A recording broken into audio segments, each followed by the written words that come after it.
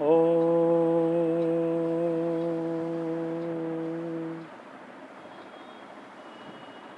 आज यह कक्षा पुनः शास्त्री प्रथम वर्ष के लिए लगाई गई है। जो छात्र शास्त्री प्रथम वर्ष में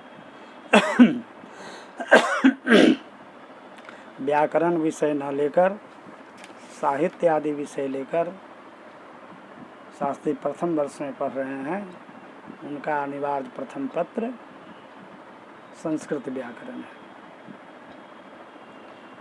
उन्हें इस पत्र में लघु सिद्धांत कौमुदी पढ़ना है, जिसका संधि प्रकरण, समास प्रकरण और कारक प्रकरण विशेष रूप से पढ़ना होता है। तो अभी हम लोग समास प्रकरण पढ़ रहे हैं। समास प्रकरण में तद्धित प्रकरण चल रहा है। अब आज का सूत्र है तत्रोपपदम सप्तम स्थम। यह सूत्र कहता है सप्तम्यन्ते पदे कर्मणि इत्यादौ वाच्यत्वेन स्थितं जत कुंभादि तद्वाचकम पदम उपपद संज्ञम स्यात्। अने ये सूत्र कहता है कि सप्तम्यंत पद कर्मणि इत्यादि में वाच्य रूप से स्थित जो कुंभ आदि, उसके वाचक जो पद, उसकी उपसर्जन संज्ञा होती, उपपद संज्ञा होती, उपसर्जन नहीं, उपपद संज्ञा होती है। तो एक तरह से यह उपपद समास भी कहा जा सकता है, तो उसकी उपपद संज्ञा होती है। तो देखिए यह कुंभकारः शब्द बनाना है। तो कुंभकार शब्द कैसे बनाते हैं? तो कुंभम करोति, इस विग्रह में कुंभम करोति, इस विग्रह में कर्मण्यन सूत्र है। कहता है कर्मणि अर्थात कर्मण्यन, कर्म अगर उपपद हो तब धातु से अण प्रत्यय होता है। तो कुंभम करोति में कुंभ यह कर्म है, वो आगे में है, इसलिए क्री धातु से अण प्रत्यय होगा। अब अण प्रत्यय हो जाने पर कुंभ आम क्री अण हो गया। अब अण के नकार का लोप हो जाएगा, अ बच जाएगा। तो कुंभ आम क्री अ हो गया। ऐसी स्थिति में एक सूत्र है अचोनीति। अने अजंत अंग की वृद्धि होती है, णीत प्रत्यय प्रय में होता है। णीत प्रत्यय अण का अ है, इसलिए अजंत अंग जो क्री री है उसके वृद्धि हो गई। वृद्धि हुआ तो आर हो गया, आ हुआ वृद्धि, उरन रप्रत होके आर हो गया। तो कुंभ आम क आर अ मिला देंगे तो कार हो जाएगा। तो कुंभ आम कार। इस स्थिति में अब यहाँ कुंभम जो है इसकी उपपद संज्ञा हो गई है। कहा कि कर्मण्यन, कर्मणि सप्तम्यंत उपपद था, सप्तम्यंत से वाचक कर्म उपपद था, इसलिए इसको उपपद संज्ञा हो जाती है। और इसके बाद उपपदम अतिंग कहता है उपपदम सुबंतम, उपपदम सुबंतम समर्थे न नित्यम समस्यते। अतिंगस अतिगंतश्च अयम समासः, यह अतिगंत समास कहलाता है। तो उपपदम सुबंतम, यहाँ उपपद सुबंत क्या है? कुंभ अम, यह उपपद है, इसकी उपपद संज्ञा हो गई है पूर्व सूत्र से। तो यह समर्थ पद के साथ समस्त होगा। समर्थ पद है कार, उसके साथ में समस्त हो गया, उसकी समास संज्ञा हो गई। समास संज्ञा हो जाने से क्या हुआ? तो कुंभ आम कार जो है, तो कृतधि समासाश्रय से प्रातिपदिक संज्ञा, सुपो धातु प्रातिपदिकों से अम का लोप हो गया।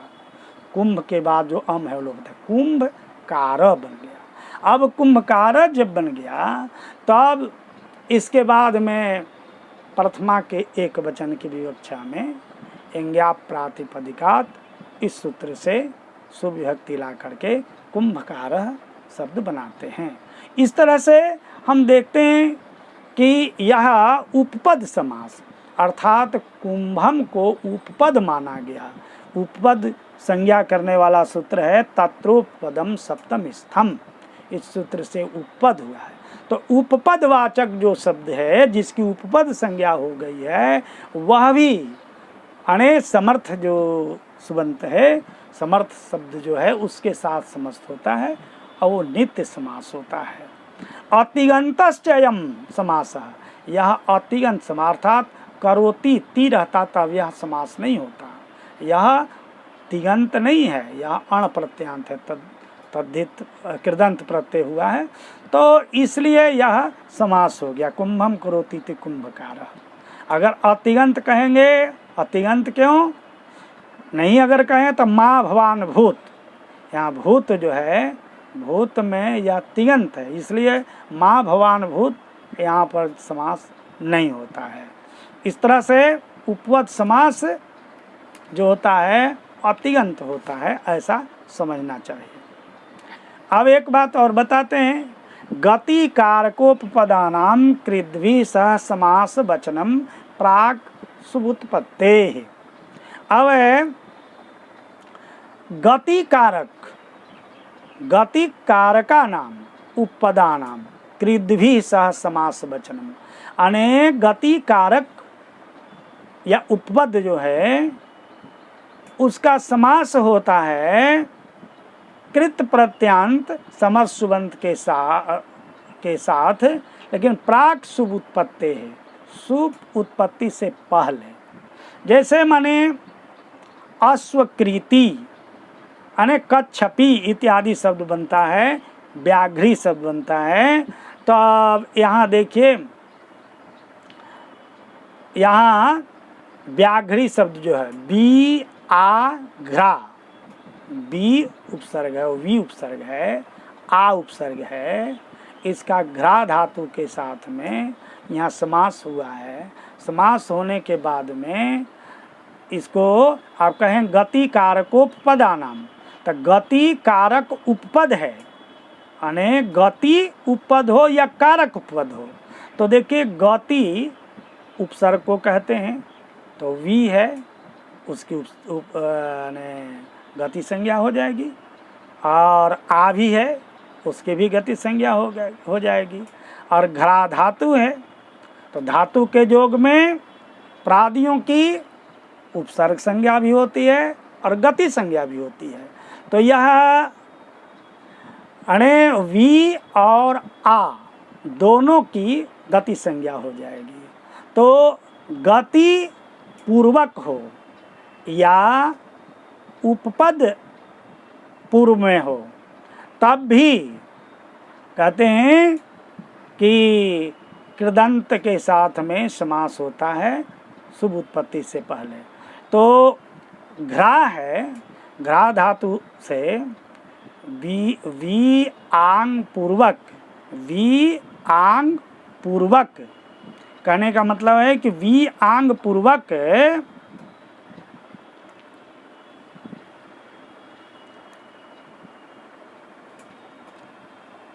वी आंग पूर्वक घ्रा धातु से यहाँ अणे उपसर्गे घो की से की यानी क्या होता है, माने आतश्चोपसर्गे सूत्र है, आतश्चोपसर्गे। तो वी आंग पूर्वक घ्रा धातु आदंत अणे आतश्च आदंत धातु से क प्रत्यय होता है जब उपसर्ग पूर्व में हो तब। तो उपसर्ग तो दो उपसर्ग पूर्व में है, तो आदंत धातु घ्रा है उससे क प्रत्यय हो गया है कर्ता अर्थ में, तो घ्रा का आकार लोप हो गया है। घ्रा का आकार क प्रत्यय जब हो जाएगा तो क का अ बचेगा, उसके बाद में है अस्य सूत्र आतस क्या है, आतोलोप इति च, इस आकार का लोप हो जाएगा और घ्र जाके अ से मिल जाएगा तो व्याघ्र बन जाएगा। तो व्याघ्र स्त्रीलिंग में बनाना होगा तो व्याघ्री बनेगा। तो यहाँ कहा कि गति उपपद हो तब भी क्री धातु से अणे उसकी समास संज्ञा हो जाती है। तो समास हो जाने से अणे अश्व यदि व्याघ्री बना। उसी तरह से अश्वकृति, अश्वकृति शब्द में अश्वेन क्रीता, अश्वेन क्रीता अणे घोड़ा से खरीदा हुआ। तो अश्वेन क्रीता, अब यहाँ अश्व उपपद है, अश्व उपपद क्री धातु से है न, क्री खरीदना अर्थ में जो है उससे कहते हैं। यहाँ क्री खरीदा अर्थ में है, खरीदना अर्थ में। तो कर्तृकरणे कृता बहुलम, इससे क्या होता है, करण जो अश्वटा है इसका कृदंत कृत के साथ समास हो जाता है, और समास हो जाने से विभक्ति आदि का लोप हो जाता है, और उसके बाद में अश्व कृति शब्द बनता है। उसी तरह से कच्छपी, कक्षे पीबती थी या कक्षे न पीबती थी, कच्छपी यानी कक्ष किनारे से जो जल पीता है या किनारे पर आकर जो जल पीता है उसको कच्छप कहते हैं। स्त्रीलिंग हुआ तो कच्छपी बनेगा। तो यहाँ गति कारक उपपद हो, गति कारक उपपद हो तब भी कृदंत प्रत्यांत जो शब्द है समर्थ सुबंत, उसके साथ समास होता है, यह कहने का उद्देश्य है। पुनः अगली कक्षा में मिलेंगे। ओ